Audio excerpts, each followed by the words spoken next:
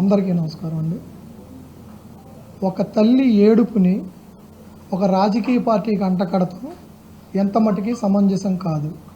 ఒక నియోజకవర్గంలో ఒక డివిజన్లో ఒక తల్లికి అన్యాయం జరిగితే ఫస్ట్గా స్పందించాల్సింది ఆ డివిజన్, ఆ నియోజకవర్గం, దానికి సంబంధించిన ఎమ్మెల్యే, దానికి సంబంధించిన ఇన్ఛార్జి, వీళ్ళు స్పందించాలి. వాళ్ళే కనుక స్పందించి ఈ తల్లికి ఇలా అన్యాయం జరిగింది, ఈ తల్లి ఇలా ఏడుస్తుంది అని అధికార పక్షంలో ఉన్నవాళ్ళు కనుక వచ్చి వాళ్ళ ఆక్రందన ఇని ఆ తల్లి ఏడుపులు చూస్తుంటే రాష్ట్రంలో ఏడవనోళ్ళు అంటూ ఎవరూ లేరు. ఇప్పుడు ఈ రోజున ఆమె ఏడుస్తుంది, వాళ్ళ అబ్బాయి మీద కేసులు ఉన్నాయని చెప్తున్నారు, వాళ్ళ అబ్బాయిని తీసుకొచ్చామని చెప్తున్నారు, వాళ్ళ అబ్బాయిని బూడిద చేసామని చెప్తున్నారు. ముఖ్యంగా మేము ఒకటే అడుగుతున్నాం, పోలీస్ అందరినీ మేము ప్రశ్నించట్లా, కృష్ణలంక పోలీసు వారికి ముఖ్యంగా ఒకటే విన్నవిస్తున్నాం. ఏం చెప్తున్నాం అంటే, ఫ్రెండ్లీ పోలీస్ అంటారు కదా, స్టేషన్కి రాగానే కూర్చోవచ్చు అంటారు కదా, స్టేషన్కి రాగానే ఫోన్ లాక్కోవచ్చు అంటారు కదా. ఇన్న చేస్తున్న ఫ్రెండ్లీ పోలీస్ అంటే ఏంటంటే, ఒక మనిషిని మార్కాపురం నుంచి తీసుకురావటం, తీసుకొచ్చి చిత్రహింసలు పెడతాం, అతని మర్మాంగాల మీద దారుణంగా దాడి చేయటం, అతను చావు బతుకుల మధ్య ఉంటే హాస్పిటల్కి తీసుకెళ్తాం, అట్నుంచి అటు బరియల్ గ్రౌండ్కి తీసుకెళ్ళి దహన సంస్కారాలు చేసేసి ఆ తల్లికి బూడిది కూడా ఇవ్వకపోతే మేము సైలెంట్గా గుడ్డ కుక్కుకొని మా అక్క ఏడుస్తుంటే మేము 6 అన్నదమ్ములు 4 ఆడపిల్లలు ఉండి అలా చూస్తూ ఊరుకోవాలా? ఈ రాష్ట్రంలో రిక్షా ఓడుకో, ఆటో ఓడుకో, ఏమీ లేని రోజువారీ కూలీ ఓడుకో అన్యాయం జరిగితే ఎవరు సమాధానం చెప్తారు? ప్రతిపక్షం లేదు, వైసీపీ రాదు, వైసీపీ వాళ్ళు రారు. మా పార్టీ మెంబర్గా లేదు, మా ఇంట్లో ఫ్యామిలీ మెంబర్గా వచ్చాడు అంబటి రాంబాబు గారు, దేవినేని అవినేష్ గారు. ప్రశ్నించకూడదా? ప్రశ్నించమని చెప్పారు కదా అన్యాయం జరిగిన చోట. పార్టీకి ఎలా అంటకడతారు ఈ రోజున మీరు? మేము జనసేన, నాకు జనసేన సభ్యత్వం ఉంది. నేను ఒకటే అడుగుతున్నా గవర్నమెంట్ని, మేము మొత్తం పోలీసు వ్యవస్థను నిందిస్తల్లా, మేము అడిగేది ఒక్కటే, ఆ తల్లి కన్నీటికి సమాధానం చెప్పండి. ఇంకొక తల్లి ఈ రాష్ట్రంలో అలా ఏడవడానికి వీల్లేదు. ఏ తల్లి కూడా అంత బాధపడకూడదు. తన మీద కేసులు ఉన్నాయి. ఈ రాష్ట్రంలో ఎవరి మీద కేసులు లేవా? టీడీపీ వాళ్ళ మీద కేసులు లేవా? వైసీపీ వాళ్ళ మీద లేవా? జనసేన వాళ్ళ మీద లేవా? రౌడీ షీటర్ అంటే తినడానికి తిండి లేక, గంజా బ్యాచ్ అంటున్నారు, తినడానికి తిండి లేక, వేసుకుంటానికి బట్టలు లేక, కట్టుకుంటానికి బట్టలు లేక. నిజంగా అతను మాఫియా అయితే మా అక్క నిజంగా కారులో తిరిగేవాడుగా, అదే సిఐ నాగరాజుతో తిరిగేవాడుగా. అంత దారుణంగా తీసుకెళ్లి చంపేశారు కాబట్టి మాకు అందరి సపోర్టు కావాలి. కాబట్టి మేము రాంబాబు అన్న మాకు ఇప్పటి నుంచి కాదు, మేము పుట్టింది దివతాలూకాలో. రాంబాబు అన్న గారు కూడా మాకు అప్పటి నుంచే తెలుసు, సింహాద్రి రమేష్ గారు తెలుసు. మాకు విజయవాడలో ఉన్న ప్రతి నాయకులతో సంబంధాలు ఉన్నాయి. మల్లాది విష్ణు గారు కానీ, దేవినేని అవినేష్ గారు కానీ, చెన్నుపాటి శ్రీను గారు కానీ, ముఖ్యంగా రాధారంగ మిత్రమండలి కానీ, కాంగ్రెస్ పార్టీ కానీ, మనకు సంబంధించిన మన నరేంద్ర అన్న గారు కానీ, ఇకపోతే నరహర్శెట్టి నరసింహారావు గారు కానీ, కొల్లకొండ శివాజీ గారు కానీ, అందరితో మాకు కుటుంబ బాంధవ్యాలు ఉన్నాయి. మేము బయటికి రాకపోవచ్చు, మా లేనితనం బట్టి మేము ఎక్కడో ఉద్యోగాలు చేసుకుంటాం, మా బతుకు మేము బతుకుతున్నాం.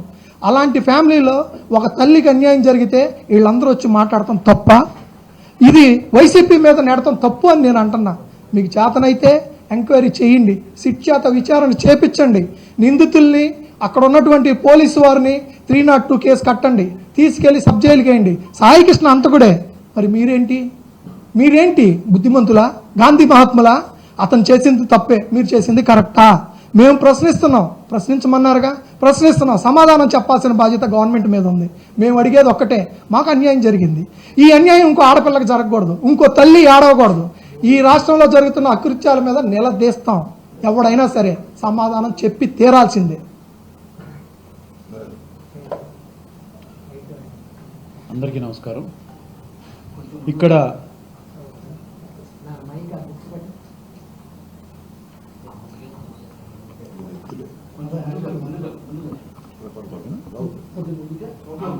ఓకేనా? అందరికీ నమస్కారం. ఇవాళ సాయికృష్ణ లాకప్ డెత్ విషయాన్ని గురించి మనం పార్టీలన్నింటినీ పక్కన పెడదాం. ఒక మానవతా దృక్పథంతో ఒక మనిషిగా న్యాయం జరగట్లేదని మేము స్పందించాం. పార్టీ రంగు పొలవకుండా కేవలం ఒక అన్యాయం జరిగింది, అతని తరపున ఆ ఒక్క తల్లి మాత్రమే వెళ్ళి నా బిడ్డనివ్వండి అని అడిగింది. ఎందుకని అడిగింది? ఆవిడికి ఎవరు లేక కాదు. వీళ్ళు నవరంగ వాళ్ళు 6 అన్నదమ్ములు. చాలా బలంగా అన్ని రకాలుగా స్థిరపడి ఉన్నటువంటి వాళ్ళు. వాళ్ళ యొక్క పరిస్థితులు కానీ అంత హీనమైన స్థితులు లేవు. ఆవిడ అక్క చెల్లెళ్ళు 4, అందులో ఒక అక్క హైకోర్టు అడ్వకేట్.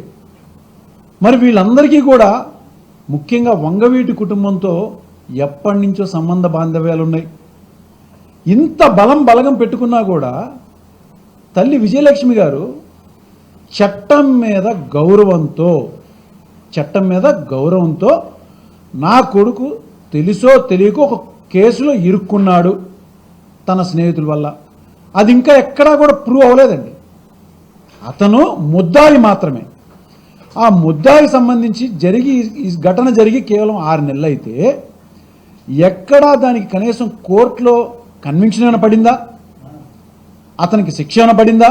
పడితే అతను తప్పు చేశాడని చెప్పాలి అనుకోవచ్చు. ఏమీ జరగకుండా కేవలం కేసు ఉన్న దాని మీదే ఇంత క్రూరంగా రౌడీ షీట్ ఓపెన్ చేసింది కాకుండా ఒక station house officer, responsible officer, ఒక సిఐ ఇంత దారుణంగా ప్రవర్తించడాన్ని ఎలా చూడమంటారు? మేము స్పందిస్తేనేమో మీరు పార్టీ వాళ్ళు అనవసరంగా దాన్ని భుజాన వేసుకున్నారని అంటున్నారు కదా. ఇప్పుడు ఇక్కడ మాట్లాడుకున్న వాస్తవాలు మీరు విన్నారు కదా. సాయికృష్ణ వాళ్ళ మేనమావ ఆయన చెప్తున్నాడు, మేము ఏ పార్టీతో ఉన్నాము, ఏ పార్టీలో ఉన్నాము, ఏ పార్టీలో తిరిగాము అని. కానీ కుటుంబ పరంగా ఉన్నటువంటి సంబంధ బాంధవ్యాల గురించి చాలా స్పష్టంగా చెప్పారు. మేము మానవతా దృక్పథంతో స్పందిస్తే తప్ప. ఇవాళ ఎప్పుడైతే అంబటి రాంబాబు గారు ఆ విషయాన్ని బయటికి తీసుకొచ్చి మాట్లాడారో కొత్తగా వెలుగులోకి ఏమొస్తున్నాయో తెలుసా అండి? ఆ కుర్రవాడి వయసుని మించినటువంటి కేసులు ఉన్నాయంట. చూపించండి, ఒక్క ఛార్జ్షీట్ చూపించండి, ఒక్క చోట ఎఫ్ఐఆర్ ప్రాపర్గా ఉన్నది చూపించండి. చూపించిన తర్వాత మాట్లాడండి. అంటే రాంబాబు గారు ఏదైనా విషయం పట్టుకుంటే దాని మీద వైసీపీ ముద్రేసేయటమే. అంటే మేము న్యాయపరంగా మాట్లాడకూడదు. మా సామాజిక వర్గం సంబంధించినటువంటి ఎక్కడ అన్యాయం జరుగుతుంటే ప్రశ్నించకూడదు. ఇంత అన్యాయం ఏంటండి ఈ రాష్ట్రంలో? ఎలాంటి రాష్ట్రం ఇది? అసలు ఈ ఆంధ్ర రాష్ట్రం ఈ కూటమి ప్రభుత్వం వచ్చినాక నరరూప రాక్షసుల పాలన తలపించేలాగా ఉందని చెప్పని ప్రజలకు అందరికీ అర్థమైపోయింది. ఎందుకంటే ఈ ఘటనే సాక్ష్యం. చనిపోయినటువంటి లాకప్ డెత్లో జరిగిపోయినటువంటి ఆ కుర్రవాడిని మేమందరం భావిస్తున్నాం. ఏమని చెప్తున్నారు వాళ్ళు? చనిపోలేదంటున్నారు. అందరూ ఆ తల్లి ఏడుస్తుంది కదా, ఇమ్మని అడుగుతుంది కదా, నా బిడ్డను చివరి చూపు చూసుకుంటాను కదా, ఇవ్వండి నాకు. సరే పోనీ మీరే కన్నం చేశారని కనీసం బూడిదన్న ఇవ్వండి అని అడుగుతుంటే ఒక్కళ్ళు ఉలుకు పలుకు లేదు.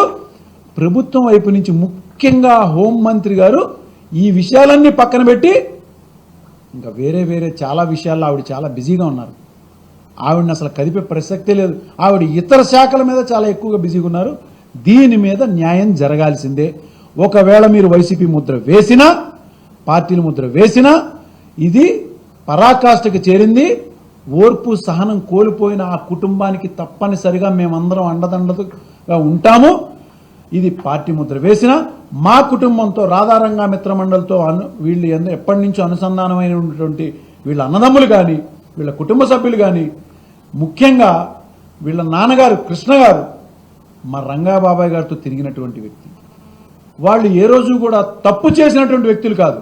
ఒకవేళ తప్పు చేస్తే తల ఉంచుకుని నుంచుంటారు. తప్పు చేయకపోయినా ఆ తల్లి పోలీసులు శిక్షిస్తున్నారనంటే సరే నా కొడుకునైతే వదిలేండి అని అడిగితే ఏంటిది పరిస్థితి?